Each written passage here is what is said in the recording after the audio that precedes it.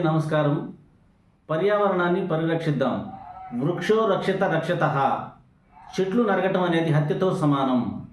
ఈ మధ్య ఉత్తరప్రదేశ్లోని తాజ్ ట్రాపెజియం జోన్లో అక్రమంగా చెట్లు నరికారని చెప్పి ఒక వ్యాపారవేత్తపై సుప్రీంకోర్టు కఠినంగా వ్యవహరించిందనమాట. నరికిన ప్రతి చెట్టుకు కూడా ₹1,00,000 వరకు జరిమానా విధించడం జరిగింది.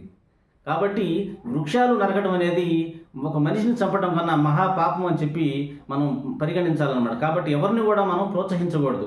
వృక్షాలు నరికే వాళ్ళని, చెట్లు నరికే వాళ్ళని ఎవరిని కూడా ప్రోత్సహించకూడదు. చూడండి, చెట్లు ఉండటం వల్ల కలుషితం అనేది, వాతావరణంలో కాలుష్యం అనేది నివారించబడుతుంది. అదే చెట్లు లేకపోతే వర్షాలు పడవు, లేకపోతే వాతావరణంలో అనేక రకాలైన మార్పులు వచ్చే అవకాశాలు ఉన్నాయన్నమాట. కాబట్టి దీన్ని బట్టి మనం అర్థం చేసుకోవాలి. ప్రతి ఒక్కరూ కూడా చెట్లు నరకడం అనేది ఒక హత్య కన్నా మహాపాపమైంది అనేది ప్రతి ఒక్కరూ కూడా తెలుసుకోవాలి. పర్యావరణానికి హాని చేసి ఏ పని కూడా మనం చేయడానికి వీల్లేదు. దయచేసి అందరూ కూడా గమనించండి.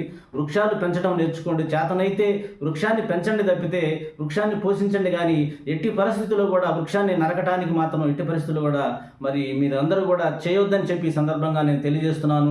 ప్రతి ఒక్కరు కూడా పర్యావరణాన్ని పరిరక్షించాలంటే అందరం కూడా ఐకమత్యంగా ఉండాలనేది మీరు తెలుసుకోవాలి. ఉత్తరప్రదేశ్లోని వ్యాపారి మరి 454 రకాల చెట్లు నరకటం మూలంగా ఒక్కొక్క చెట్టుకు ₹1,00,000 జరిమానా విధించడం జరిగింది.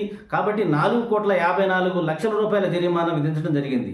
కాబట్టి ఈ విషయాన్ని సుప్రీంకోర్టు సీరియస్గా తీసుకుందనమాట. పర్యావరణానికి హాని చేసే వారిని క్షమించలేమని చెప్పి కూడా కఠినంగా తీర్పు ఇవ్వడం జరిగిందనమాట. కాబట్టి పర్యావరణ పరిరక్షించడం కోసం ప్రతి ఒక్కరిలో అవగాహన మనం కల్పించాలి. పర్యావరణ పరిరక్షణకు మనం చర్యలు తీసుకోవాలి. ప్రభుత్వాలు కూడా చర్యలు తీసుకొని ఎవరైతే పర్యావరణాన్ని కలుషితం చేస్తున్నారో వాళ్ళని కఠినంగా శిక్షించాలని సందర్భంగా నేను తెలియజేస్తున్నాను. అలాగే రాబోయే రోజుల్లో ప్లాస్టిక్ వ్యర్థాలను కానీ, ప్లాస్టిక్ పదార్థాలను కానీ వాడటానికి వీల్లేదు. అలాగే నీటిని కూడా ఆదా చేసుకుందాం. నీటి కాలుష్యాన్ని మనం నివారించుకుందాం. అలాగే చాలామంది పెట్రోల్తో నడిపే వాహనాలను ఎక్కువగా నడుపుతున్నారు. కాబట్టి ఆ వాహనాలను కూడా సాధ్యమైనంత వరకు తగ్గించుకునే ప్రయత్నం చేద్దాం. సాధ్యమైనంత వరకు గతంలో మనం సైకిళ్ళని ఎలా వాడామో మనకి అందుబాటులో ఉంటే కనుక సైకిళ్ళని వాడటానికి ప్రయత్నం చేద్దాం. కలుషితాన్ని లేకుండా చేద్దాం. పర్యావరణాన్ని పరిరక్షించే విధంగా అడుగులు వేద్దామని ఈ సందర్భంగా నేను తెలియజేస్తున్నాను. వృక్షో రక్షిత రక్షతః. ధన్యవాదములు.